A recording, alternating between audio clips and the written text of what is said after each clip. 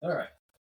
Tonight's podcast with Go-Fi Which does not taste very good. supposed to be talking about consciousness and reality with the deeper sides of life on mushrooms and things like that, wilds. But missed it. So my brother and his nephew his son, has offered to tell embarrassing stories in the interim of tonight's podcast. So join us, me, who's Goat, Ian, who is your host, and my brother and his son, who will introduce themselves. Hi, I'm Nathan. I'm Jonathan. Great introductions. So Nathan is the one with the most interesting stories. He says he came up with it off the top of his head. He wants to tell embarrassing stories about his experience with girls, which is, from a third-hand perspective, has been interesting. So I'm interested to hear the sides that I haven't seen, which of course I haven't seen because of, well, this is from last week's podcast. I was away for a long time. So what do you got on your mind? First thing up. Well, if we're all gonna tell embarrassing stories, let's go straight to the source. The very first one. So the very first girlfriend I ever had. She brought me over to meet her dad for the first time, and he was nice enough to offer me a soda. And at the time, I was drinking a lot of it, and I went with the Dr. Pepper. I thought it was a wise choice. So we skedaddle after meeting her dad, and we go find a place to go make out for a while. And as we're getting to it, I am surprised with a hefty Dr. Pepper burp from my mouth straight into hers while we're making out, and it kills the entire moment. And she starts putting on her clothes. She starts looking around. This parking lot that we were at was no longer abandoned, but full of cars. So it just immediately kills the mood. And she goes to drop me off at church for the Wednesday night youth meeting. And as soon as I get into the church, I am blessed with a miraculous case, the first case ever, of blue balls. And yeah, that was a special memory. I thought that was going to be the one where you burped from the soda. That was? Yeah. I burped from the Dr. Pepper right into her mouth. Right into her mouth, yeah. Yeah. Dr. Pepper of all things? Dr. Pepper's really fizzy, John. Really? It's very fizzy. How much did you down it? No, I drank it casually over the course of our going to find a spot to make out. All right. What did you eat before? Like Nothing. Nothing? Nothing. I was a teenager. I was hungry. I burped. You've never had a Dr. Pepper belch? Well, yeah, I burped, but I didn't explode. Well, that's because you weren't around a girl at that time, so there wasn't any need for you to explode. And that's just the starters. Like, that's just girl number one. There's the story with your mom. Last time she told you it was the most romantic thing that ever happened to her. But it was the day that romance died for me. I think I remember my mother saying that she had a story of having the most wonderful time of her life, but you thought differently. I don't remember the story. Please give me some context. So, I've been snorting cocaine, and I was up all night trying to think of the most romantic thing I could do. It was our first year anniversary together. And of course, romance is brought to you in part by cocaine. Nice. So, I wrote a memory for every month that we'd been together. Okay. And then I went and I planned it all out. I got all the fixings for breakfast burritos. And then I got some wine from my boss and some orange juice because I didn't know the fucking difference. I was thinking we would be doing mimosas, but it was really Rhine wine and orange juice. Interesting combination. Whatever. That's not hardly even the point. So I wait for her parents to leave. Alright. They skedaddle off to work, and I swoop in, having been up all fucking night. Nice. And I don't even wake her up at first. I set it all up. I got roses. I sprinkle. I take like 2 of them, and I take all the little rose petals, and I make a nice little trail from her room downstairs and into the kitchen.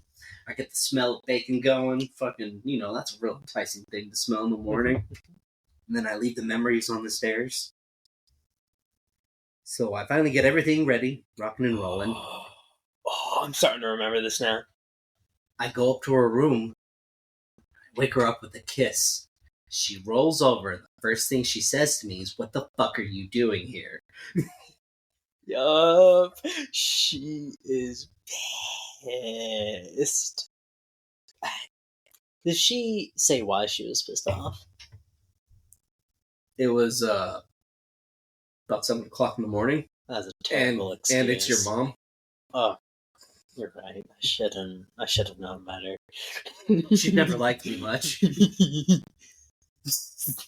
There's a handful of good moments that at least I'm aware of that happened recently that she's happy and proud of with you and her. But a lot of the past she fucking despises. Me, mostly. She hated you. Still does.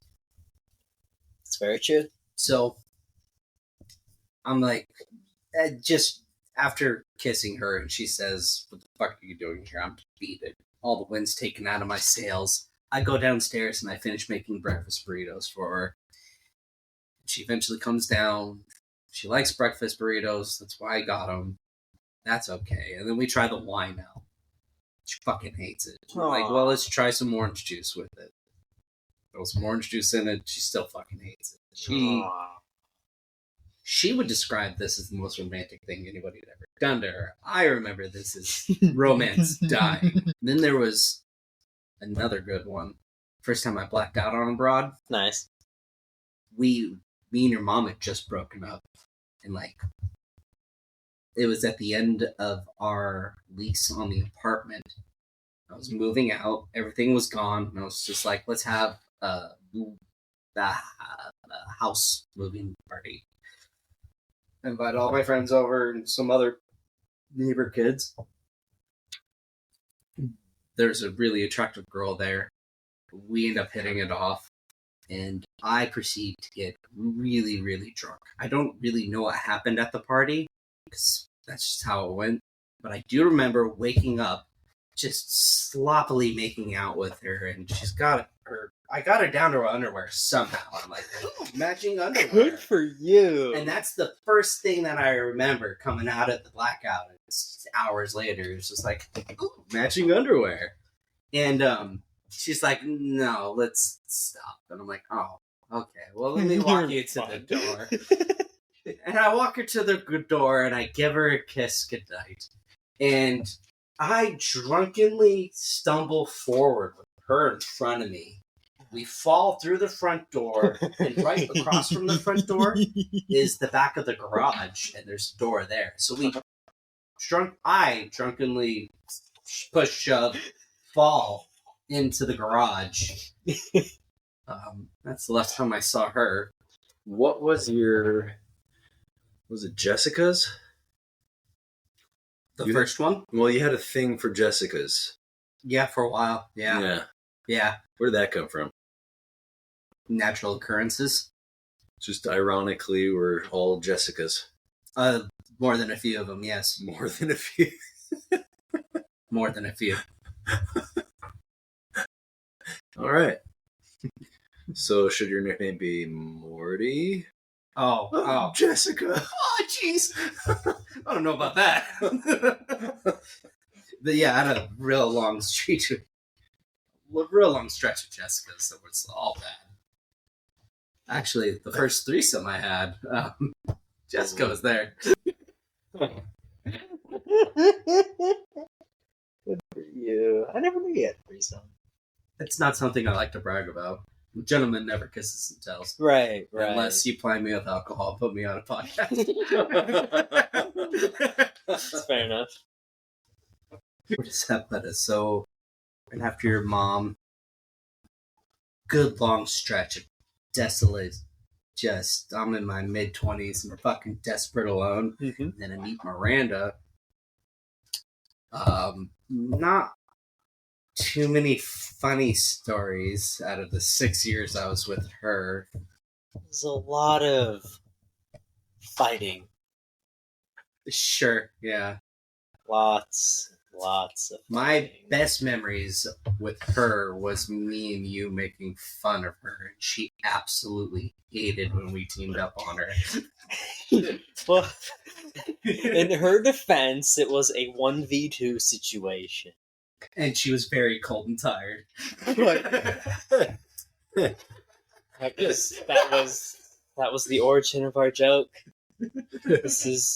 She's so cold and tired. They're cold and tired. It's two things women always are: cold and tired. I remember sitting in the garage on Maxwell Road, smoking hookah and weed with her. That was before you guys were together. Cool. Yeah. She used to come over with one of her friends. I can't remember her name, but Kayla. Yep. That was it. And she used to come over with her friend, and we'd get really stoned. Redirect. Yeah. I wonder what she's up to these days. I only met her once, a few years back, when you two were already broken up with, and we came across each other at the Fred Meyer parking lot when I was still working there. Yeah, I don't know. Was that all her that while I was locked up would send me the Reiki books and stuff like that? Yeah. Yeah. Absolutely. She really was into Reiki and chakras, crystals, and whatnot. Miranda? Yeah. I never knew that. She was super into New Age nonsense. Well, Some of it was legitimate, like Reiki manipulation. There's something to it. Well, everything is connected to some degree. I mean, science has proven that with plants and things like that. Sure. Energy fields. Sure. But manipulating it is Well, I wouldn't even say manipulation. It's you use your energy as pleasantness. Like there's something of laying on hands and. Oh god, this is about to turn into deep thought. D&D callback right there for lay on hands. It's biblical reference as well. Yeah, every time I hear about it, I'm thinking paladins. Touche. From pretty much anywhere a paladin is from. World of Warcraft, D&D, Pathfinder, all of them. Lay of hands. Yeah. Yeah, there's something to it. I would say I learned how to argue and deal with relationships best with her. Not so funny, but I learned that if I gave her empty promises of, yes, I'll be nicer to your cats, I'll be more conversational around your parents, that I'd be able to push off her absolute anger and fury for another quarter or so, and then we could just wait that out. So, words of affirmation was her thing then. For the whole love language. There was also making her a meal and putting on some really nice music and just being pleasant for the evening, which is probably something that I didn't do often enough. But, I mean, who doesn't like that? Free food, you didn't have to make it. Yeah. But so we were on one of our breaks, and that's when I ended up running into these two girls at the bar. And they bring me actually devastating news. They tell me a very old friend of ours had died, and nobody fucking told me. And I get a little emotional having been drinking in the bar and this bad news being brought upon myself, and this moment of vulnerability in front of these two women moved them so. You were replayed, weren't you? I was not played. It was a genuine moment of vulnerability, and these women were genuinely turned on by it. And they take me back to her house, and I find out that it's her boyfriend's house. Oh no. Yeah. And then they start fooling around on the bed, and I'm like, well, fuck, This is awkward. No, I don't need my clothes, and fucking drove right in. Yeah, that was an awkward morning. I bet it was. Was there more drinking involved later that night? Good. For those of you who can't see, he was just emphatically nodding his head. Yes, yes. There was a fifth of vodka on standby for support that night. Moral support.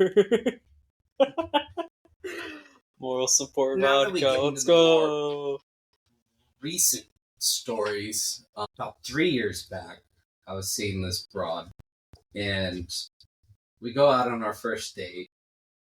It's real awkward, and we wait for the tequila to kick in before things start warming up. And then bring it back to my place. But before we go back to my place, we'll grab some beer, and I'm like, hey, I'll grab you a pint of booze. A pint. No, I couldn't find a pint, so I ended up buying a fifth of Fireball. Fuck it. Yeah. So I got a 6-pack and a fifth. Go back to my place. We start drinking, fooling around. And at some point during the night, I've had like 4 shots out of this fifth of Fireball. At some point in the evening, not too far along, she's like, shit, we're out of fucking Fireball. And I'm like, I don't think much about it because I'm already drunk. Don't care. right. So the evening's wrapped up. I want a cigarette, but I don't want to put on a bunch of clothes and go downstairs. So I put on my hoodie, I'm in my underpants, and I jump on the roof for a cigarette. Now, this is something I've loved to do since I was a kid. I love smoking cigarettes on the roof. I don't know why, just is. But I accidentally closed the window on my way out. I can't get back in. And I'm thinking, whatever, I'm going to smoke half this cigarette, and it'll be fine. I finished that half a cigarette, and I tap on the window, and I'm like, hey, I'm stuck out here. Let me in. And that's And, when she snaps. Yeah, that's when the fifth of Fireball kicks in, and she starts pounding on my window back at me, telling me that she's over it. She doesn't want to deal with this anymore. Slamming on my window I think from my bed. I think the funniest part is that you're the one that's trapped out there, and that she's over the it. one that's Yeah. over it. So she comes venomous, frothing at the mouth, starts rampaging through my room, and then eventually she runs downstairs and stomping all around and making all sorts of noise. At this point, I'm praying to any god that would listen, get my roommate to let me in. John, please let me in. He comes in. He sees me tapping on the window, just like, let me in. He opens the window. He's like, what's going on? I'm like, not right now. It's like, you are going to explain this. I'm like, yeah, just not right now. Jump in there, and I go downstairs. I confront her. I'm like, I was stuck up on the roof outside. I just wanted in. Like, okay, whatever. Let me just take you home. Let me just take you home. It's fine. Let's It's go no home. big deal. We can laugh about this tomorrow morning. This was objectively fun. So she turns into a child. She twists herself in like like, no. And she starts pouting. She stomps her feet a little bit, and she's like, no. And I'm like, what are you doing? Let me take you home. She's like, no. And I'm like, okay, can we just go to bed? She's like, okay, that's fine. So we go back to bed, and I have to sleep into this crazy sack of crazy. And it was all bad.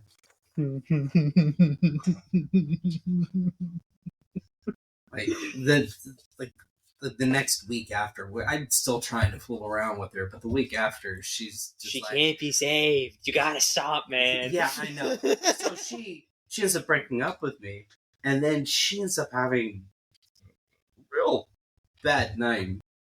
Drank a bunch of wine and pills, and that was the last time I saw her. It's like, I don't want to deal with this anymore. She became a member of Joe's family. For context, Joe... No, leave it alone. Alright, never mind then. And then the last broad I was with, was there somebody after Miranda? Yeah, that was the one that the one that left me on the roof. What about, and then there's old 63-year-old woman. right there. Oh. She'd been a bartender of mine for fucking years, and she's had a thing for weird desperation. I think the idea of camaraderie and just hanging out, that might not be such a bad thing. But the 63-year-old lady really wanted to jump my bones, and I couldn't. I just couldn't. She would take off her makeup. She would look like Skeletor. And it was just real bad. I ended up ghosting her. I still feel bad about it, but I can't do 60 plus. No, that's double your age. I can't. It's awkward at best. It was awkward, especially with the makeup off. Why did they pluck their eyebrows into nothing? I'll never know. No idea. Good bartender? Amazing bartender. Yeah. That was the whole reason I was attracted to her, is because she fucking got the job done. She was the one in Maple Valley, right? No? No. Let's not get too specific. But yeah, that was the last one. That is truly a tragedy. Between burps and disappointment, that's pretty much been my whole love life. At least you have a love life. I almost had a relationship. Oh, it's really not that embarrassing. It's just sad. I was talking to a chick for a few months, and then we kind of just stopped talking to each other. There was some romantic tension between us, but there wasn't enough. Like I said, it's sad, not embarrassing. Well, John, you're still a young man. There's plenty of time. You're right. Probably, maybe. Most of my relationships with women go talk for a few months, and then we never speak to each other again. There was that one girl that was a friend of your mom's. I got really mopey after I broke up with your mom, and she let me bother her for a little bit, and then she broke up with me for your mom. I'm trying to think of which friend, and I keep on thinking of... You know. There's only one girl. There's only one girl that would sleep with me and your mom. Oh, I'm fairly certain they would sleep together at least once when they were living together. I'm fairly certain. I'm sure they did. Old passions reignite. Had some good times with her.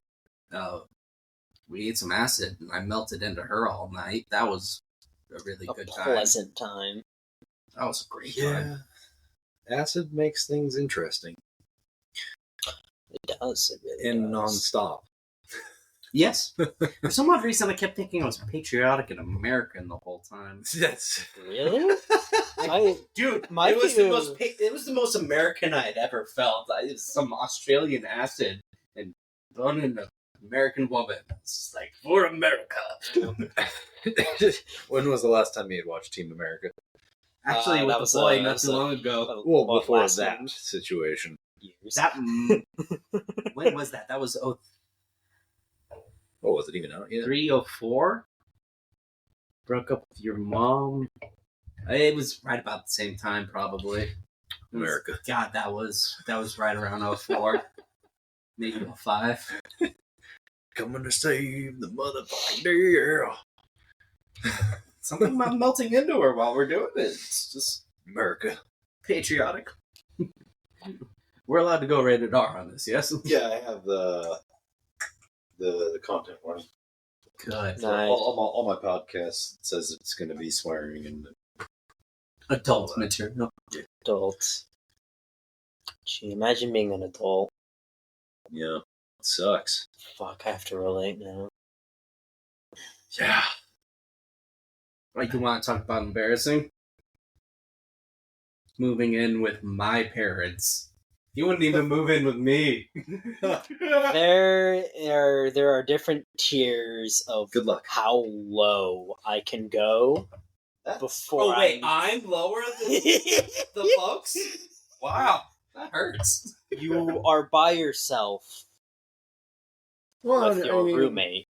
I don't know how they are these days, but I mean, They're fine. They're They're I lived pleasant. with them for one night when I got out. And that was awkward, but it was fine. Definitely felt awkward. of But course. They're better when they're not together. Like, if you got them one-on-one, they're fine. But when they're together, there is potential of things bound to get weird. True. yeah. True. Yeah. That was a weird first night. Hey, the few weeks I've been staying over there, they've been pretty alright so far. Nothing. Oh, you've strange. already been there? Yeah. I'm already moved in and everything. Which room you in? I Mine. am Yours? Okay.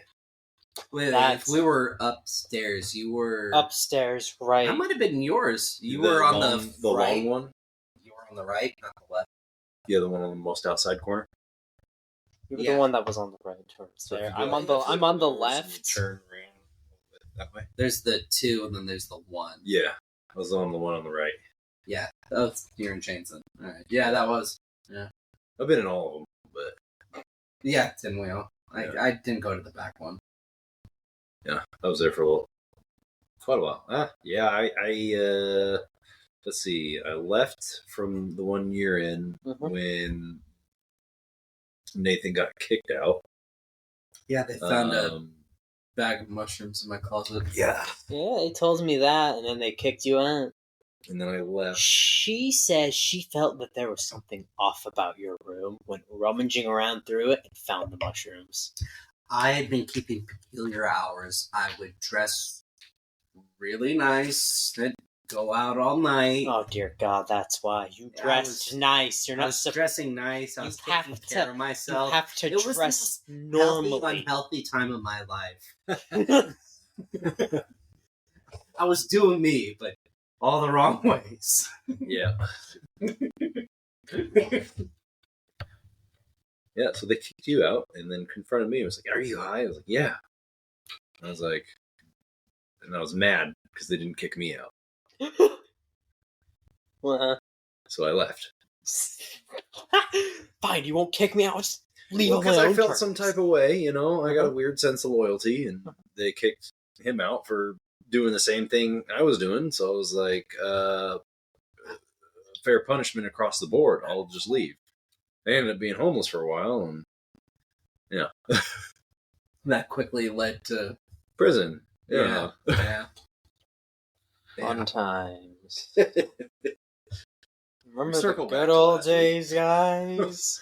Yeah, no, Those- that's right about. Those Yeah. golden years is what they call it. I don't really have any embarrassing Girl stories? girl stories. It was all just like cheesy, like Being a teenager. Yeah, no, it was like what you would have like an old '80s rom com because they're all teenagers. I love you. I want to be with you together. And What's the one That's- where Jerry's holding the stereo? Guilty 16 candles. 16 candles. Yeah, yeah. A little more depressing, but that was about my life. Yeah. There was that Ashley that I'd been pining over for years and years and years. And I like held her hands in the back of the van. And there was one family camp where I stole a kiss from her. nice. But the the last time I kicked it with her, we were all getting drunk in a 4th of July party. There was a newlywed couple, and it was their house, their property, and the newlywed missus had she demanded something of me, and I was drunk, and I told her she's not pretty enough to tell me what to do. Oh no! I immediately get kicked out of the party. That's like when the last time I ever see Ashley. I've always had a way. Really? Yeah, you do have a charm. You just put it on people.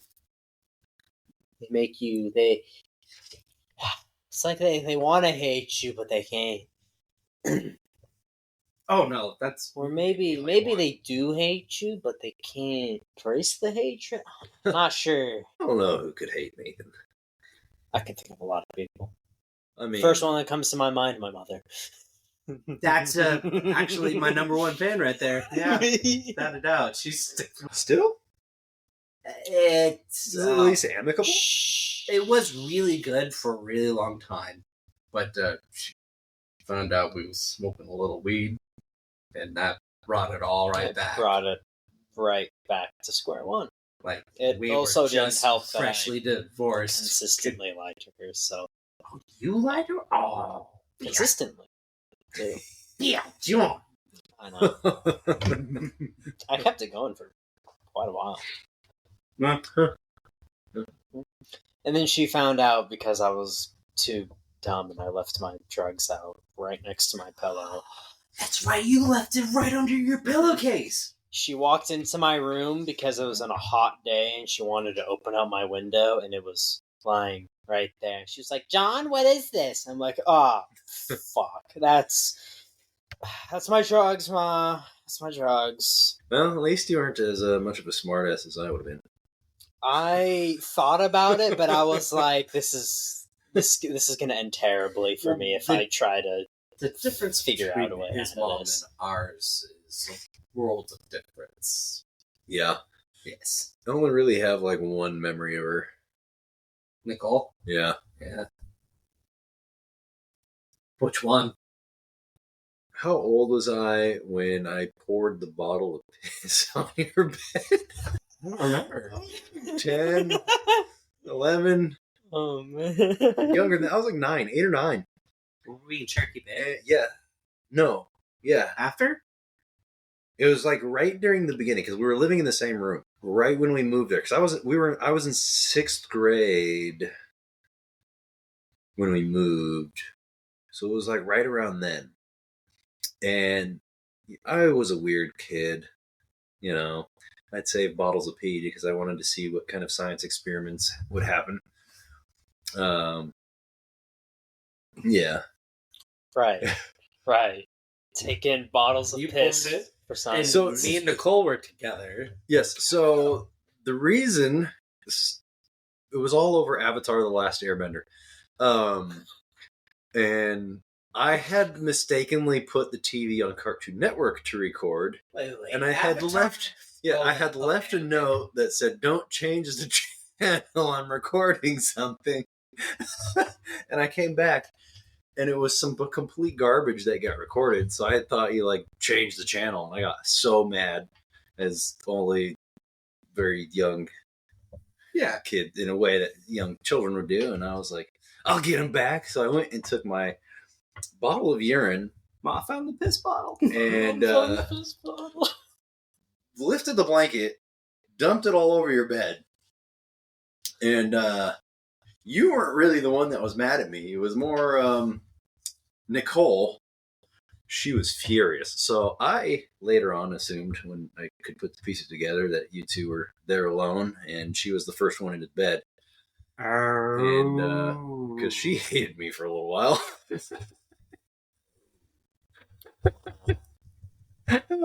Bravo. Yeah, that That had to have been right before I moved out. Because I immediately... Yeah, it was pretty soon. I immediately went to the guy on the couch as soon as I could. Yeah. You know, over with the guy that was going to Biotech or something. Something. Yeah. That's like the only memory I have of her, is because she was berating me in the Red Robin parking lot. God, there were so many bad men there. We always went to Red Robin. We were there for somebody's birthday, and I whispered something in her ear that was kind of smart-ass remark, and she immediately turned to frothing rage and started just hitting and screaming on me in the middle of the birthday party at Red Robin. It was not a happy birthday. Definitely see that. It's hard to tell who's really the monster in your guys' relationship. Oh, it's 50-50. Split right down the middle. That's usually how it works. Yeah. Yeah, I know she was trying to get me on the hating you bandwagon when I was younger. And then when I started not living with you, but hanging out with you when we're in your apartment, I was like, you know what? He's not that bad of a guy. Typically. Not that bad. Although I think younger we had a different opinion then. I don't remember that opinion. You were always a mama's boy until you started hanging out with me when you got older. Well, I grew up with your mom. So did I. I was never a mama's boy. Must have been right before when I went in, because you came easily, yeah, visited me. You came by the apartment. The goofy looking looks like Bavarian town in there. Oh, I think so. Yeah, is that where where we were making? I made a Riffs character, and I wanted to be a technomancer. Like, yeah, I picked the hardest OCC. It's like Artificer, just wilding out. Yeah, and then drank a Milwaukee's Best and realized I hate Milwaukee's Best. Yeah. I at that point in my life, I was not drinking Milwaukee's Best. Frosty Mugs and Milwaukee's Best. That's what I remember. And Wild Turkey. Oh, God. That was a little bit before that apartment, but yes, there was definitely a phase of my life. Okay. That was a thing, yes. You drank Wild Turkey? Oh, my. You have no idea, my dear son. You're right, I don't. It's 101 proof fucking whiskey. And it tastes like smoke and fire. Is it... Oh, never mind. I was going to say, was it similar to that? No. I always just went for the, the Steel Reserve, the Old English, and the... Oh, God. Didn't we have a Mickey's face, too? 411. And occasionally Mickey's Pabst. hand grenades? You might have. I didn't ever do that one. Oh, Pabst is always a classic. Yeah. But usually it was that preppy dude that came over to the apartment parties when I was living down by that McDonald's in the party house. My rent there was cleaning the kitchen and cooking food. Do you remember, there was a house party that me and you were both there. I don't remember. There was a girl that we both knew. Was she from the trailer park? No, she was from, she worked at the Hobart store for a while. Vaguely familiar. I was trying to date her, but she would have no part of me. Not even a finger? Not even the tip. Dang. But we went to the house, and this was the time where I realized I will never be cool in my life. I just turned 21, just right around there, and we went to this house party. It was a bunch of 18 to 16-year-old kids, and I brought a fifth of Jameson. And I walk in there, and I'm like, who wants to drink some Jameson? And everybody got real fucking quiet. And I was just like, oh, it was a dry party. No, the parents. No. They had Bud Light. Oh. And then I shouted again, like, who wants to drink Jameson? Like, maybe you didn't hear me. And one guy just kind of meeps in, just real meekly, like, that's what my dad drinks. And we ended up spending the rest of the night outside of the house and just drinking on the front yard. Yeah. No, those people are no fun. Yeah, that's when they would rather drink boring alcohol than no, good alcohol.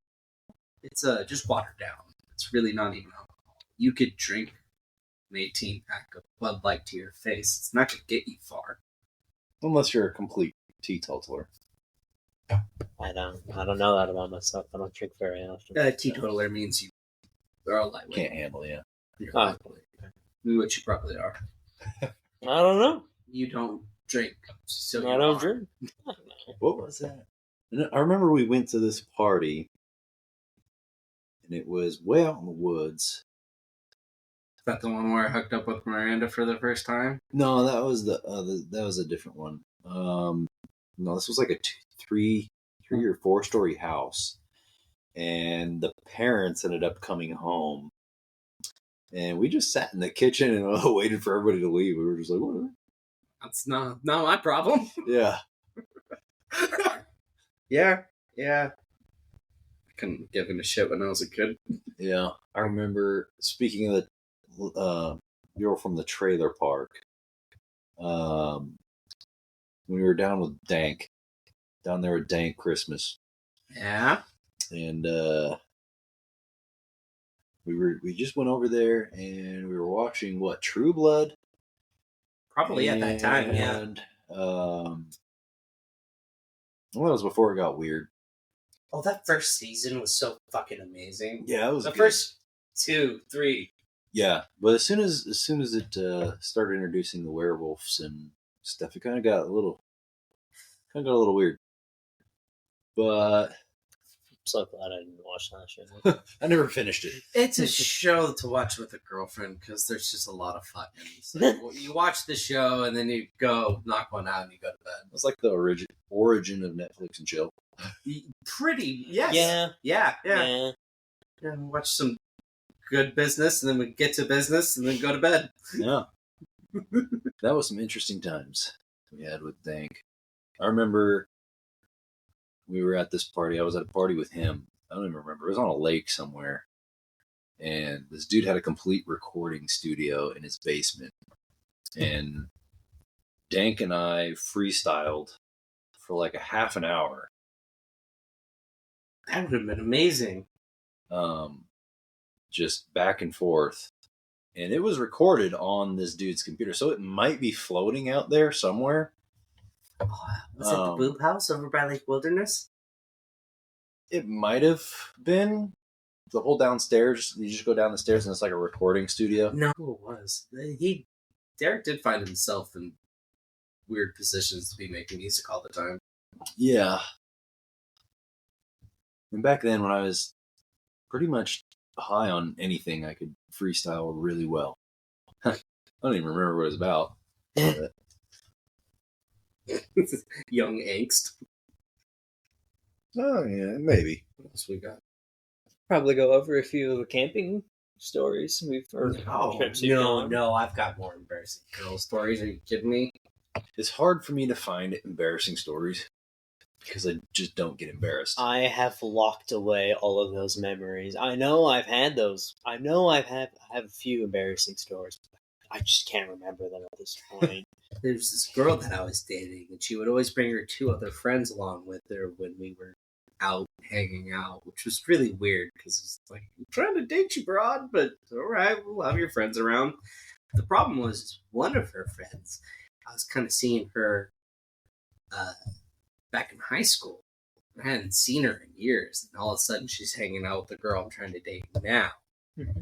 So we're out Seattle clubbing all night, getting good and drunk, and eventually the girl that I saw back in high school, she's like, "Where did you go? I've missed you. You disappeared." And I'm like, "Oh, I got into drugs and had a kid, and back out there playing the field." Yeah, that ended up ruining that. Me talking with her all night ended up ruining my chances with the other girl that I was trying to see. That was delightful. Awesome.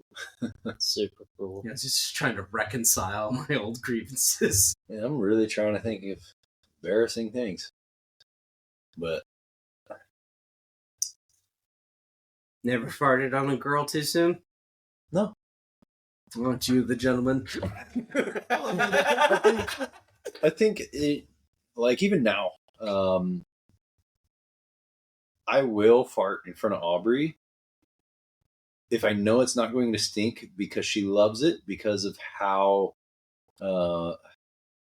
like respectful with my gas that I am, I will hold it for hours and hours. It doesn't matter who's around. But I mean, it's prison etiquette. You don't fart in the cell. You go outside. You things like that. So it just stuck with me. It stinks. I don't want to smell it. So I hold it, or I wait, or I go sit on the toilet and flush it. Yeah, right? have the opportunity. Yeah. Deal with it. So if I know for a fact, like I just took a dump, it ain't gonna stink, and she might be a little sad because it makes her laugh, I'll fart. So, but like I don't really fart in front of people. I typically try not to, unless I really know you really well. And then I don't care. I like naming them, like, oh, that was D flat.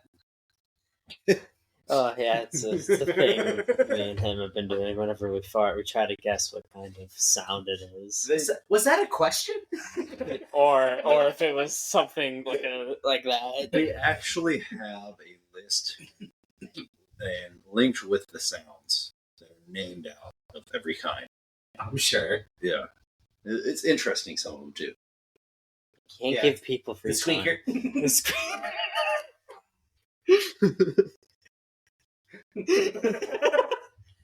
We will not deviate to this low-brow sense of humor.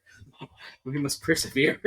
Do you want to know some maybe they're maybe not super embarrassing stories, but pretty much every time one of our cars have broken down, every time one of us breaks down, one of us shows up for each other. No one else, like none of my other family members, or even sometimes even the tow truck company that I'll call will come and like pick us up and help our issues. It's just me and my father on the middle of nowhere every goddamn time.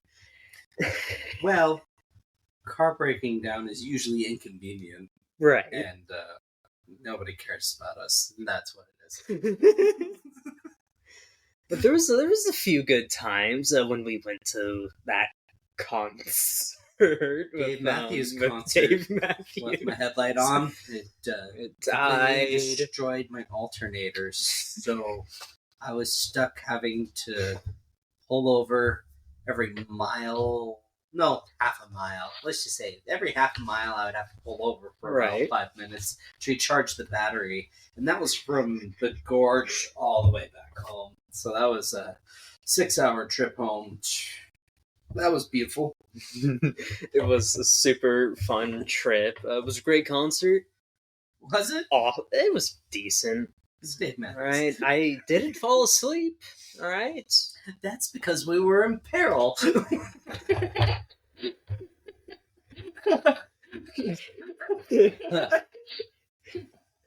I also remember during that time your car was being held up with tape. No. It was just. Which car was it? It's the Suzuki. It was I had electrical tape around. It was a wire. Oh yeah, it was a wire to the positive terminal, and there was nothing else attaching it but a little electrical tape. Jeez. So we put that on there. It got us up to. No, that's what kept us afloat. Really? I thought that was. That's why I was able to pull over, let it charge, then run. Like I would have to pull over, let it sit and idle, just for it to build back up enough charge to fucking drive another half mile. I did that all the way down I-90. You gotta do what you gotta do. Yeah, but I made it home. Yeah. That was a very, very long night. Luckily, no cops came up on you. Yeah, once we got out of the gorge area, there wasn't a problem. Well, I think on I-90. Yeah. What wire did you use? Was it? I couldn't tell you what it goes to. It was a wire. It has to be super critical because if it's not attached, that thing will not start. If I remember, it was partially melted off. Yeah, Right? when I had to replace everything. Yeah. Yeah, I was about to say, or luckily it didn't melt or snap from the surge, or that it was even conductive at all. Yeah, well, you know. What other terrible times? What's a good breakdown? The one that happened to me recently, not the tire, actually. That Nah, was the tire. The tire was Eh. not as fun. You were just left out in the cold. Belt's breaking. That's a pretty funny one. I remember breaking down once, actually, Well, in the Tahoe. Oh, What was one actually a breakdown? It was, well, actually, there was one breakdown because somebody had siphoned my fuel. I had just refilled it, went to the community college to do my GED testing, and got onto the freeway and broke down on the side of the freeway and was like, what?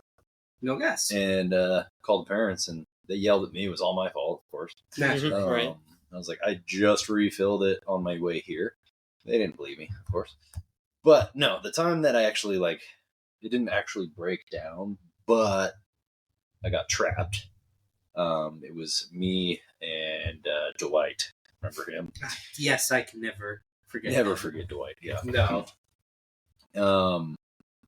And it was these two other girls and another guy. It might have been, it was either Tyler or Alex, one of the two. I don't remember who the girls with us were, but we were up in the Hobart area. You know where that the park is, and you go way back up there. You can go on that dirt road that goes up in the mountains, and if you go far enough, you got to get out and go to that abandoned ghost town. It's not Fire Station Road, is it? It's close right by there. I don't know if You- I've you been gotta to go. the abandoned town. Yeah, you got to go really, really deep. And We definitely taken stony ass cruises Oh, out in yeah. the middle of. I don't know if I've gone to the ghost towns. so we got up there, and a storm starts, Ah. and it's very windy. And so we get stopped from our progress gets stopped by this tree fell across the road. So I have to drive in reverse in this Tahoe, which is as wide as the road. So there's no turning around. I have to drive in reverse through pitch black rain and wind in thick forest. So you know I can't see anything in anything except for the reflection of the taillight. Nice. And I have to reverse for maybe about 3 miles until I can turn around. You didn't do like a. So I Ace Ventura'd it. I stuck my head out of the window and was looking completely backwards. Yes. And luckily, everybody was dead quiet because on the one I side, need concentration, yeah, guys. everybody, like, I was fine. Everybody was looking out like, don't go over the cliff, don't go over the cliff, because it was like That's usually how it goes. quite a ways down, and we potentially could have been hurt or dead. Oh yeah. And so I turn around, and so when I finally get turned around, we're driving down the mountain, and about another half a mile, and there's another tree fell. And so we're like, crap, we're stuck. So I'm like, wait, I got chains. So I go in the back, wrap some chains around the Tahoe and the log, and, you know, put it in a 4-low, try to reverse. Tree's just not budging. It's way too big. But I mean, it wasn't like a giant tree. I mean, It's not that all four of you could have picked it up. But it was, yeah, It's a too big Tahoe. for that. But yeah, Tahoe's Main- that Tahoe was a badass fucking vehicle back in the day. it was, but it just spun out. Yeah. So Dwight and a couple of them were like, well, we're going to just walk and see if we can find somebody. And like the nearest somebody is like Miles. in Yeah. the storm. And I'm like, well, somebody's got to stay here with the vehicle. And, you know, they're like, the captain goes down with the ship. And I'm like, great, there's trees falling everywhere. I mean, Yeah, I guess I will go down with the ship. yeah. So I'm like, all right, well, I guess I'm staying here. If any of the trees around me fell on Tahoe, it would have killed me. But I think it was me and Tyler. We both stayed. No, Sam. It was Sam, my half Mexican, half white guy buddy. He was like the only one that lived in the area until your friend Marcos. But Yeah, that's another story altogether. yeah, yeah, it was him. He stayed there, and we ended up just passing out. And a good like 4 hours goes by, and these dudes come romping up there in this like Subaru Outback and an El Camino, and they pull out chainsaws and stuff like that. Just they clear it. It's like it's how I imagine like dwarfs mining, how efficient it was. Right. I mean, diggy hole, yeah. And it was just boom, boom, boom, done. And one of them admonished me. He was like, "You always got to go back here with the chainsaw." And like this and that. Yeah, next time. Yeah, I was like, "Oh yeah, for sure." I was like, "Yeah." And so everybody hopped in the vehicle, and we ended up driving the rest of the way out. Luckily, no other trees were in the way. But yeah. And the funny part is, I knew somebody who lived up in that area. I just couldn't remember which house was his. So I went to school with him. So you gotta go knock on every door on a stormy night? Yeah, not up there. No. That's not the neighborhood to be knocking on doors. Yeah. I did one. But their TV was really loud. Probably on purpose. But, yeah. After that one, I was like, no, you know what? I just got the vibe. Vibe check. Succeed. Natural 20. Let's not. Yeah. Luckily, you know, Dwight's a little hickish enough to get away with, howdy, neighbor. Yeah, he was.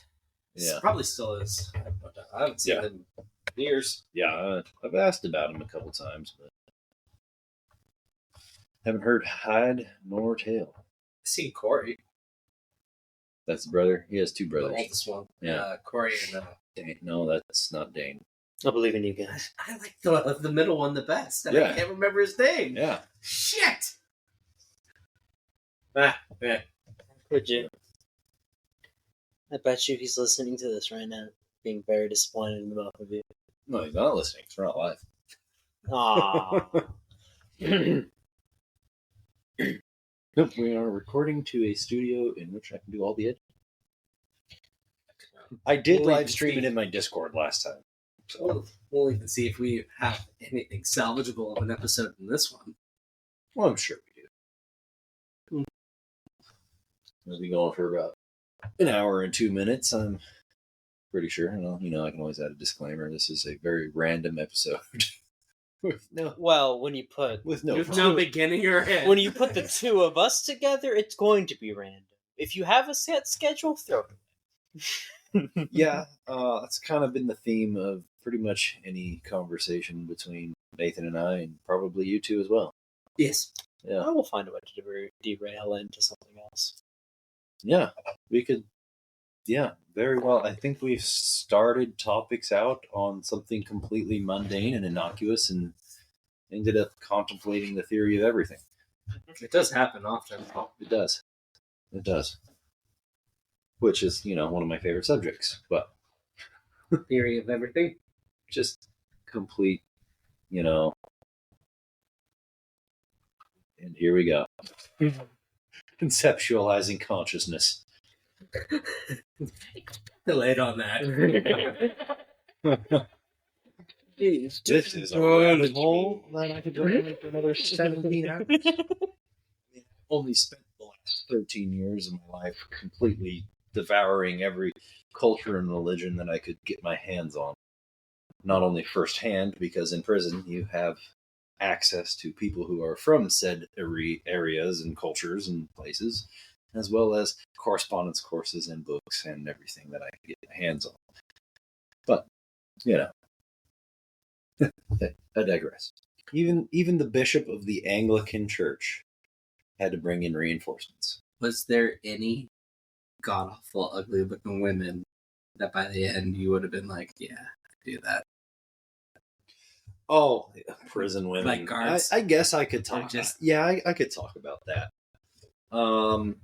There's bound to be. There wasn't any god awful ones that. I mean, yeah, there's ones where you're like, that's a Streets 4, Prison 6. But sure. I never actually went through with it on a lot of the staff members I could have. Isn't that super illegal? It was more so for us a while back. Like when I first fell, if they had caught any staff inmate relations, it would have been like a rape on the inmate's behalf. But now they have this whole PREA thing, Prison Rape Elimination Act, where it could if they're both willing and like they automatically assume that it is, because like if you enter their cell and they watch you on camera enter a cell or go to the door and then you guys disappear, it's obviously consensual to some degree or staff coercion. So it automatically now went on their behalf, and they would be fired, get charges and stuff like that. But there were a few. The first one is when I was a janitor at this location I will not disclose. Fair enough. Fair enough. Because the person probably still works there. So we won't say names either. But I was being observed because that's what they had to do. I'm an inmate around in the medical. I was a janitor in medical. So, you're around pills, medical supplies, and things like that. So you have to be observed when you go into doctor's offices and everything like that. I mean, they trusted me because I was there for quite a few years and I never did anything, never had a dirty UA, anything like that. I was a complete model citizen. I was mopping one day and, I did legs a lot. You didn't skip leg day. I did not skip leg day. So right. my hips and my ass do not lie. So, Nice. I mean, I wore a size 34 and it was like I had to wear that because it would be loose. You got your ass to a size 34? No, it's bigger. That's wild, really. Yeah, so I was wearing a size 34 waist, and that was baggy. I had to do that because it was so tight on my thighs and ass. I see. And so, like, if I wore 36, it was just still a little tight, but it was just too baggy on the waist. It was very uncomfortable. Sure. So I was mopping this office, and she was behind me. And I turn around, and I see her blushing. And I'm like, oh, what's up with you?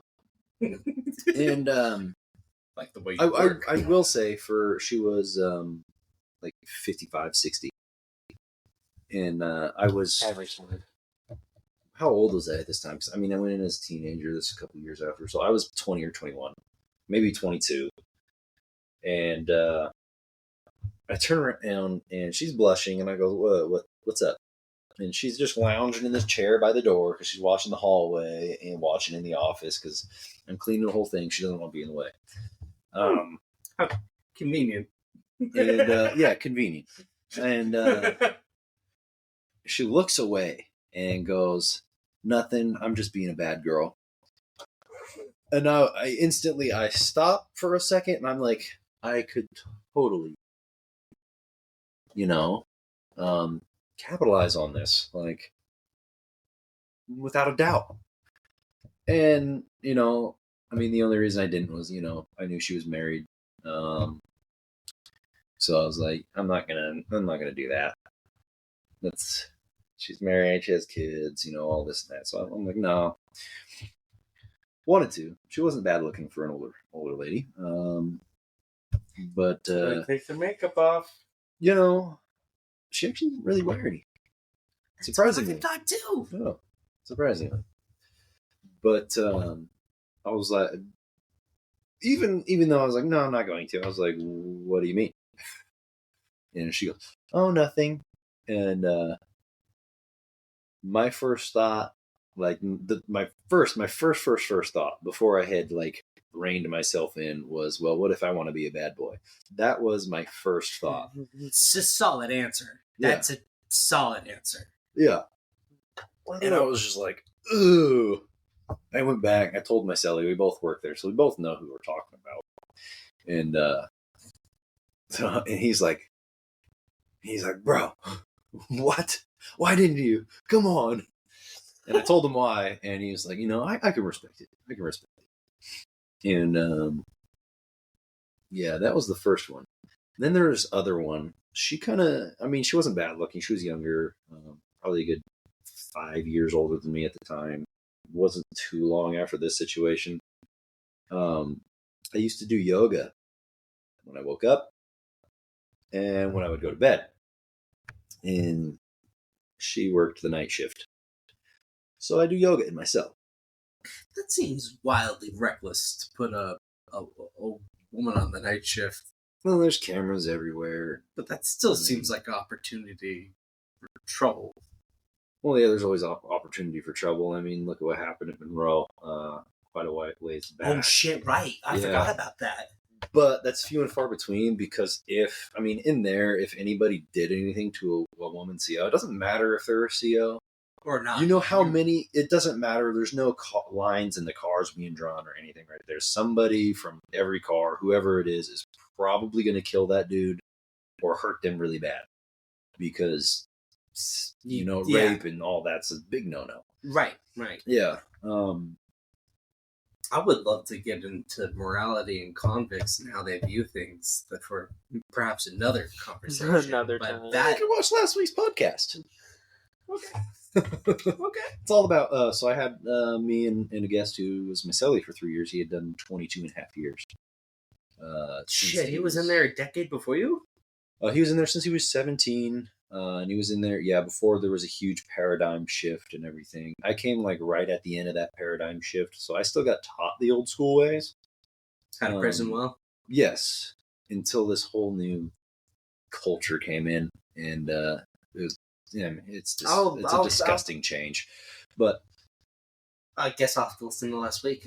Yeah, but so she, going back to the main story here, would watch me do yoga, and I didn't know at first. Oh, did she watch on camera? One day, no, because where my cell was from the booth, you could watch right into the cell where I do yoga on the floor. And so one day I stand up and get in a mountain pose, and I look out and we make eye contact, and I'm like, oh, okay, whatever. I think nothing of it. No, you're in your own moment. You don't think anything of it. Yeah. I figure she just saw something moving over here, so she looked over. She's been looking at your ass the whole time. And, no, I do it shirtless in my shorts and stuff. It gets hot in there. And I get through a whole nother round. And I look up and she's still looking. And I'm like, okay. And so I'm starting to go through a routine, keeping my eye out, and she's just staring. And I'm like, huh. Oh, all right. So I quit doing my yoga for the night. And I was like, geez, is that what chicks feel like? When dudes are just... My eyes are up here. Yeah. And so I go to bed for the night. And me and my cellie at the time, we ended up moving up to the upper tier at that point in time, the back corner, to get off the ground floor. It's quieter up there, and it's not as dirty. And I do my yoga as normal. And so she started doing her tear checks at the same time I was doing yoga. Not only that, one of my cellies left. I ended up moving in another buddy of mine, Chemo. I gotta find him, see if he's still in there. But I'm doing my yoga, and he starts laughing. And I'm like, what's so funny? Apparently, she brought another person, and this one I was actually really attracted to. She was like a streets 8. But it was like they just would walk by, both of them together, look in, and then keep walking, and then keep going. And this one time, this was the first time, and I'm doing this position, I think I was doing downward dog, and my back was towards the door, so my butt was towards the wall. So you just see the musculature of my back. And I stood up right then. And at that time I was stupid ripped. And he starts laughing, and I didn't even notice, and I look up and they're staring. And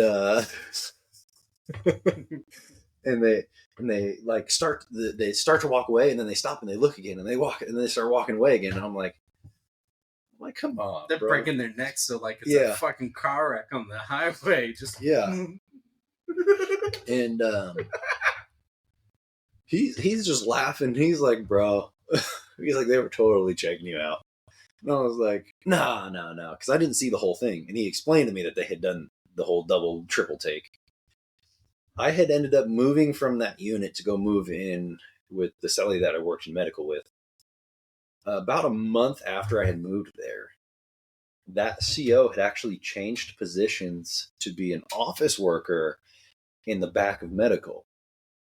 So the same area I work.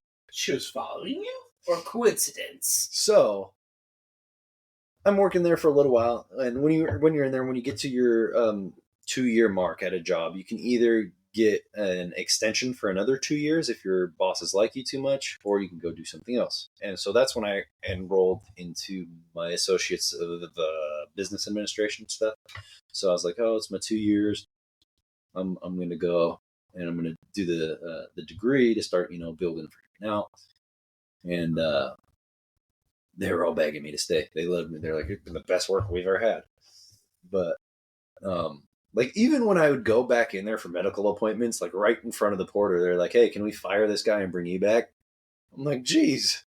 And a couple of the people in there were like, we're from my own car. And they'd look at me and they'd be like, bro, like that? And I'm just like, hey, what can I say? But I was over the top. I had fun with that job. I would do like paper origami with the toilet paper and everything. Like, it was fun. I had good times. So you took it all the way to 11. Oh yeah, I mean, I gotta have fun with it. Why be miserable? But sure. Being there for a while. I'm getting out of the cell, and most of the staff there aren't COs, so they don't go to the CO training. They aren't trained to be, Nazis. dicks and treat you like you're just human refuse. Yes. So you get contact with people who treat you like people. Like, there's definitely, that boundary, but you get treated a lot better.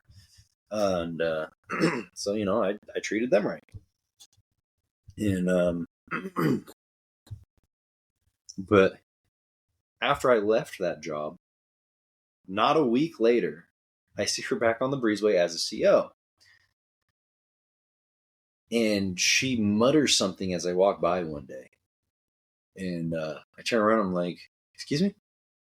And she goes, have a great day. And I'm like, oh, okay, yeah, you too. And it was definitely a lot longer, whatever she said. It wasn't a great day. Yeah. I wanted to know if it was good or bad. Yeah, like, it's definitely longer than have a great day. So the opportunity was there. Oh yeah, multiple You just times. never cashed in. Yeah. You would have to be some Don Juan Sancho motherfucker to pull something off like that. No. You can do it easy. I mean, when I got to a later facility towards the end, more freedoms and whatnot. Yeah, I mean, we had. I could just go up to my last day at the camp. I've been to multiple, so nobody can catch me on which one. My last day at one of those camps. This is all bullshit, anyways. Yeah. my last one at one of those nights, this dude, he's like, I want a neck tattoo and I want it from you. Cool. And I'm like, awesome, cool. And so we just go up straight to, because I had multiple on for that. I went up, I was like, hey, can I do a tattoo tonight on dude's neck? I said, I'm leaving tomorrow. I wouldn't do it at this time, but can I do it tonight while you're on? And they're like, cool. And so they know I'm not going to walk the tier. The only time they walk the tier is if somebody else is coming. And that was their warning. So they would come on and they would make sure their keys were really loud on their belt. They're jingling. Oh, that's nice of them. Yep. And so, I've had multiple, that were on the team come in and actually watch me tattoo and be like, well, when you got on the streets, I want tattoos. Because, I mean, my first one was this big old mandala over this dude's shoulder. And a Hawaiian dude. So, big shoulders, big chest. So it was a big piece.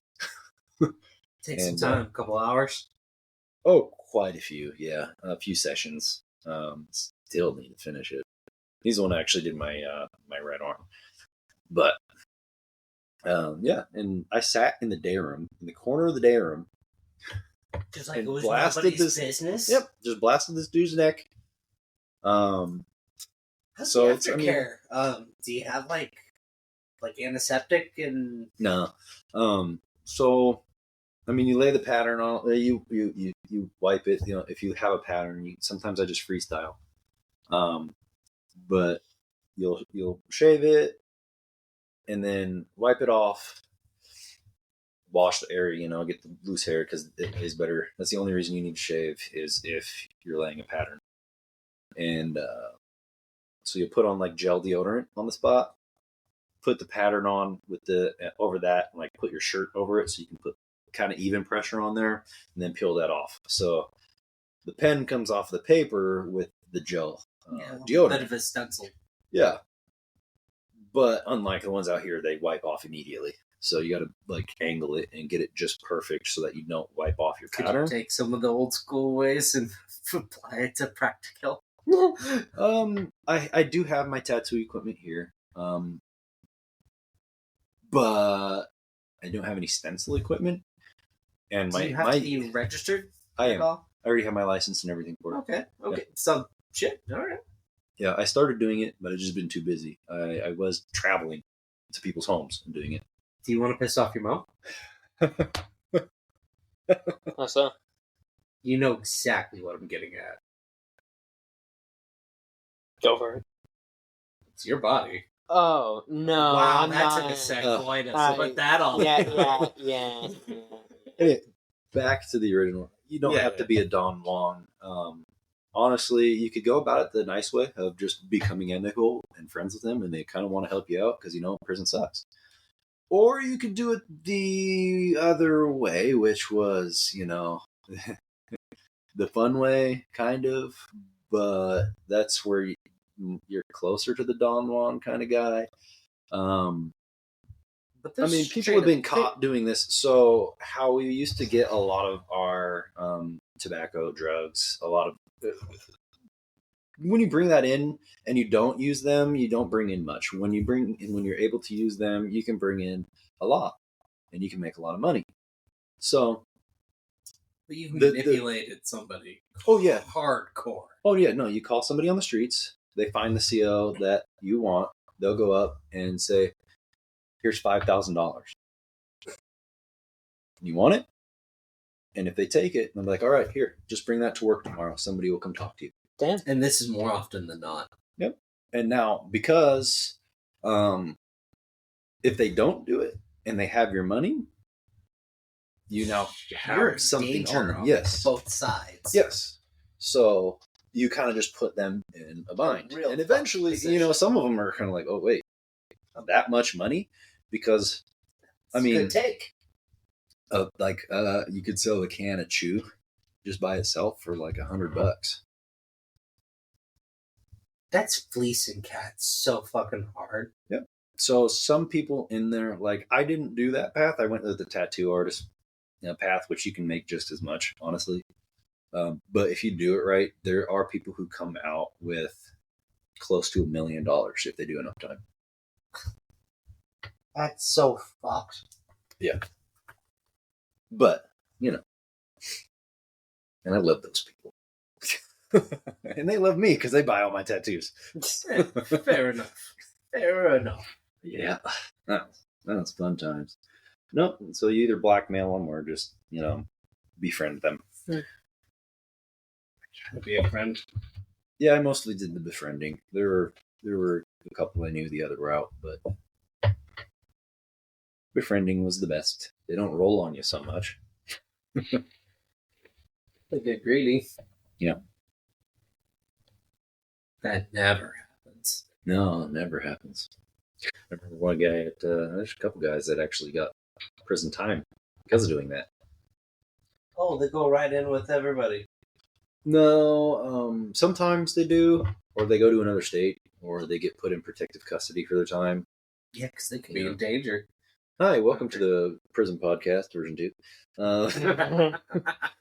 But you didn't know there was going to be a sequel already. Yeah. But the one guy that was at the first facility I was at, there were actually two of them that were involved. One guy, they both got fired arrested, and then one of them killed themselves in the county. Oh, Suicide Watch wasn't very good. In county? Yeah, it's not. No. No. So even when I went into county and was put on floor 7 psych ward downtown Seattle, they don't give you socks. They don't give you bed sheets. They give you one heavy blanket. Well, you were staring down the barrel of fucking over a decade. That's... I was staring down the barrel of 60 years. Oh, right. Yeah. You hadn't even gone to try it yet. Yeah. So... all their promises of doom. Yeah. So, and then because of my therapy history and going to psychiatric care and stuff, they put me in the psych ward to evaluate me. And then this crazy. And then they're just like, "Oh yeah, you're crazy," and let's put you on a lot of drugs. And so I ended up taking their antidepressants and stuff for a little while. And said, "You know what? I'll try this and see what that does." And it turned me into a straight up zombie. Like I just stare and like mouth breathe and drool. And I was like, "Nope." So then I started cheeking it and selling it. But Well, An opportunity arises. Yeah. A high is a high. Yeah, because when you gotta, I'll show you. You put it in your mouth, you gotta show it on your tongue. But as soon as you take a drink, as soon you go. Right, you put it up in your lip, and you have it set, and they go there, and you hold it like that, but it's being held up here, and then you. Certain finesse to it. Yep. And they fall out sometimes, but not for me. I've seen it happen. But. It's embarrassing. That's a thing I said. Yeah. What are they gonna do? Fucking hold your nose and plug your mouth? Fucking swallow your little shit! They give you one warning. They like take it, and if you do it again, then they take you off of it. But they love upping the dosage. Yeah, So because it dunks you out more. Yep. So you'll start out with like this little 25 milliliter, and by the end of the month, you're on 500 like milligrams or whatever. Oh, you need more. You're not better yet. Yeah. You're not better yet. I think more is helping. You need more. What's funny in there too is some of the people in county is, oh my god, stories about county, like secondhand embarrassment. I didn't get embarrassed, but please go on. Interesting stories.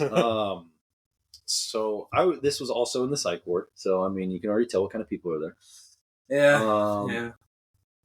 This guy, he comes in and he just doesn't look at anybody, doesn't say anything. Goes right to his bed, which is like right in the middle of everybody. And everybody's talking across the cell because in downtown Seattle, it's a fish tank. They got one glass wall with this booth that's like, it looks like this weird movie. There's like a catwalk and it's like a suspended little CO station. And it looks on 1, 2, 3, 4, 5, 6, 7, 8 tanks, which are just full of 20 people each. Isn't that the old French design where you never know if you're being watched, but it has the we see them. It's not tinted. Yeah, it's not tinted. No, we see them. And then the guy, their window was tinted, so we can't see into the CO station, but our windows were not.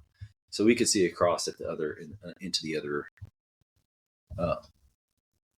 pods. But so this guy, he goes straight to his bed, and we're all talking, and he's right in the center of attention of everything. And he rolls over, he's laying on his back, and he starts pitching a tent. And we're all like, "What the?" And one day he's like, "Hey, what are you doing?" And he goes, "Oh," and he rolls over and he grabs his cup. Yeah, so we all get one cup. That's what we drink out of. We eat out of it. It's your everything. Yeah. And he puts it under the blanket and he's laying on it and he starts humping it. And we're like, bro. And everybody just stops for a second, like, "What the f are you doing?" Bro. And he gets up, he's like, oh, and he goes to the bathroom. He comes out a good 5 minutes later. And Come eater. He might have, he could have been on acid. That thing never goes away. Even if you finish, it comes right back. And, yeah. And so he comes back, and he's laying down, and about 5 minutes later, he starts humping his cup again. We're like, what the fuck? So he does this, and he goes, he gets up, he goes to the bathroom again. And the dude next to me is like, dude, if he does that again, I'm beating his ass.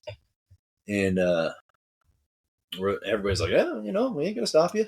And so if somebody says that means we got to go crowd the door so the cops can't get in. Right. Or at least block the view. Yeah. Well, I mean, there's not enough of us to block the view, but we can delay that. Yeah. But if he's in the bathroom, then you can block the view and you can delay. But he's just hiding in the bathroom for like 20 minutes, and we forget about his existence. And this dude goes around the corner and looks in there. He's like, what the fuck? And he's in there, and he was pissing into his cup, and then he would stop and he would drink it. Yeah, so he finished into his cup, he pissed into his cup, and then he started drinking it. And dude was just so grossed out. He was just like, I don't even want to fight. Yeah, so he comes back and he sits down and he tells everybody. And everybody's like, what? Is it even worth beating this guy's ass? And so, Yeah. the dude, there's this other dude, he looks at him, he says, hey, you got to get the fuck out of here, or we're going to kill you. And so he's like, oh, and he packs up his stuff and he knocks on the door and he presses the intercom and he's like, he's like, I'm scared. I don't want to be here. They're going to hurt me and stuff. Yeah. And so he dips out, goes to another pod. Yeah. And yeah. Then there's this other guy. He would just rock back and forth on his bunk a lot. And which is fine unless it's creaking. No, here's the weird part. This is where it gets weird. So the day before I got arrested is when I had renounced Satanism. Because, I was big ol' into Satan back then. You were having a moment, yeah. Yeah, and I had renounced it. The next day is when I got arrested. And so I went to county, and this dude, same day, I wake up. So the next day, because I got in there in the evening, I went straight to bed. Woke up, dude was getting stabbed, and I rolled over, went back to sleep, woke up again later that day, and this dude, like right after breakfast, and he's sitting over there, he's rocking, and he goes, call Satan. And I'm looking at him because I'm like, oh fuck, this dude's talking right to me. And he could just be schizophrenic. No, he's like looking up, and he's like looking towards my direction, and he's like, call Satan and tell him you love him. And I'm like, what the fuck? And somebody else asks, he's like, what's the phone number? Yeah, right. And so he goes, look in the newspaper tomorrow and see how many children are murdered. And they're like, whoa. Everybody's like, whoa, what the fuck? This dude's kind of crazy. What does he think he's talking about? And I'm sitting there. I'm the only quiet one because, you feel like it's speaking to you. Just like, denounce that's quite ironic, And then the school shooting the next day. I don't even know. Fucking, check don't paper. call. How are you even going to approximate that to a fucking phone number? Who knows? It could have been a lot. 666, of course. That's the phone number. No. Anyways. But, he ended up leaving because one dude tried to punk him out of his food tray. And so he's like, give me your fucking food. And then we don't get much food. And the food we do get, we want more of. So he's like, no! And goes up to the intercom. He's like, somebody's trying to take my food. He's like, and they're like, who? And he's like, multiple people. And he's like, who was it? He's like, multiple people. Because, at least he wasn't trying to, tell in Single a out way. somebody. Yeah. That's a So- dry snitching? So they move him pods, and then we ended up having a pretty good time. And after that, for a while, we got some good people. And I actually, a couple of stories after that, I probably, if I told them, would probably make me cry just because of how much they affected me, and especially my time going forward.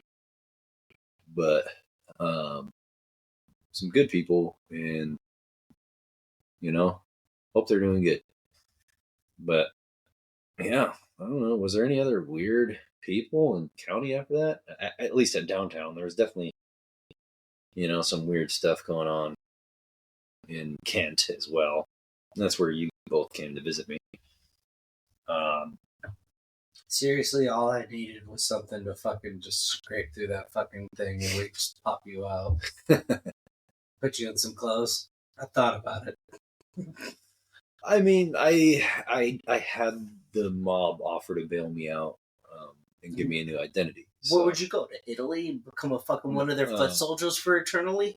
Vietnam. It was the Vietnamese mob. And I was personal friends with the son of the boss of this side of the world. You've still been a foot soldier for the rest of your fucking life. No, he wanted me to be his right-hand man. Oh. Huh. Because of my story. Yeah. Because I didn't snitch. I don't snitch, so, and I wrote it out. With my discovery, it was like, oh yeah, no, because the partner, Lucas, he was there and everything, but I said, yeah, he didn't do anything. It was all me. He didn't know I had the gun, didn't know this, didn't know that. It was all me. Let him go. And then his side of the discovery, please don't tell him I told you this. But, Yeah, loyalty is hard to come up with. Yeah. And that was the main reason. But that he wanted to hire me. He was like, we need people like you. And I was just, and my only thought at the time, Smuggling heroin for the rest of your life? partying and smuggling, yeah. They were straight up. It was like, yeah, we want you to be somebody who can get across the border. We want you to work customs. Oh, boy. Yeah, that makes sense. And he's like, but I want to take you back to Vietnam with me. We could party and women and, Different Shane in a different universe. Yeah, and the only reason I didn't take him up on the offer was, you guys. If it had been me, I would have never looked back. Are you kidding me? Offer me a chance to be with a mob? I never would have been able to see you guys again. Yeah. Yeah. I mean, maybe you, because you're a little bit more, you got the decorum and stuff, but I probably would have never. Yeah, I probably would have never seen any of you guys again, and that was my only thought. Yeah. Morbid sense of loyalty. To a fault. Yep. Which isn't bad. Yeah. Well, when you and Tristan are off gallivanting and Mom's working 2 jobs, I raised myself on Martin the Warrior. Hey, that was an amazing book series. Hey, it is. For and me, it's still on my shelf. I never made you read Red Ball. I'm going to raise the kid on it. It's a great that was the first novel series I ever fell in love with. I have Calvin and Hobbes and Redwall right over there. Yep. And I just got the entire Wheel of Time series. So I have been trying to get this guy to read these books. Oh, we just brought this up the other day, my buddy. Ben. I mean, yesterday. No, I've been pounding on you for quite a while. So his handle is it's a noun in the Almighty Tomato King? It's No. on Xbox. Then the show came out. And I mean, the show changes. hooked on it so hard. I watch it purely as if it had nothing to do with the series. I'm watching it strictly for entertainment. I've never read the book series. Yeah. I can keep them apart. I hate what they do with Perrin. Matrim was a lovable character. I really liked him. The characters. I've only seen the first 2 episodes. In the show, I hate him. Rand, I also do not like. I liked him at first. Rand. But once you get to about book 6, 7, 8, 9, 10, 11, Ginger 12, thief, you kind of hate him. That's Matt. werewolf, That's Perrin. and then the girl, right? Yeah. From the town. Yeah, there's a couple of them. Well, there's the girl from the town. The 4 that came. Well, there's two from the town that are girls. The wisdom. Now you just the one that was the leader. Yeah, the she wisdom just and, she did just show up. What's her face? And then Matt, Rand, Thor, Karen Ibarra, Gwen. But okay, Yeah, so something like that. leaving the book series aside, is the show entertaining? That's why I said I watched it completely as if it had nothing to do with the books, because it's complete. It's 1% the same story. That's what he was saying. He was saying they took the IP and ran with it. Yep. Pretty sure that's how Fallout's gonna go, but you can't really fuck up Fallout's story because you just need the universe and the feel. You can do anything you want, and it looks like it's got the feel. Yeah. Got the universe. Yeah. We'll see. So as long as the story is engaging, they can do whatever the hell they want. Right, because it's a very open-ended. Yeah. Very, very open-ended. When I think about the Fallout universe, you just need to have a nuclear wasteland setting and a decent cast of characters. Heck, they could have called the Book of Eli Fallout and added some power armor. They should have. That book, that movie was very boring. I liked it. He's blind the whole time. I liked it. But that's because I like that world. I'm obsessed with the post-apocalyptic wasteland worlds. Sure. And wasn't he trying to save the Bible of all things, too? Yeah. God damn it. Religion needs to be spread to the masses. God will prevail. If you can take it at its face value, it's a great book. But other than that, I am not by any means Christian. But none of us are. Yeah. Not anymore. It's been used to do more atrocities by both sides. But, that's a story for another time. Yeah. Which could have been for today. But shit, we could have talked. Oh, man. We would have drank the rest of that fifth and would have been crying at the end of it. Yeah. If you guys kept on drinking, we might have started talking about religion by now.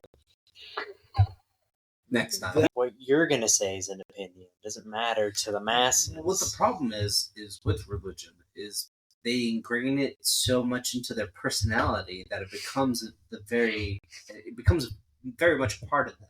Mm-hmm. So you can't bring logic or facts to the conversation without it becoming an assault on them personally. Well, that's the most beautiful part of faith.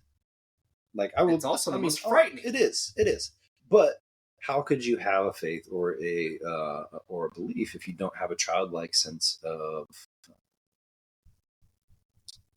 grasp on it? Like the moral absolutism of a child's view on it ingrained into a religious embodiment. Yes, I remember being a child and contemplating it, and I was very much afraid of going to hell. And right. As an adult, that's not. I'm saying some people can stick with that, and that's it. To me, it's very quaint. And it seems very simple. For me, I am too inquisitive to have that kind of belief. Life is too complex to be so black and fucking white. It seems so peaceful that way, though. Ignorance would be bliss if it's only right or wrong. I wish that was true. It's all a matter of perspective. And no, Billy Joel put it right. It's all just shades of gray. Well, right. This would be an amazing segue into my concept of consciousness. But how about we go make some burgers and we can come back for a part 2 or something, huh? We do need to eat. Yeah? Yeah. We do need to eat. But anyway, if you have any questions or comments, please leave them, and maybe, you could be a guest on here if you have anything interesting to talk about. I'm open to every kind of topic in the world because I just like, hearing ridiculous things. Or pretty cool things. Who knows? Well, thank you for watching, or not watching. Today's all audio. Go to 5 Podcast. I'll see you next time. Good night. Smell like roast beef.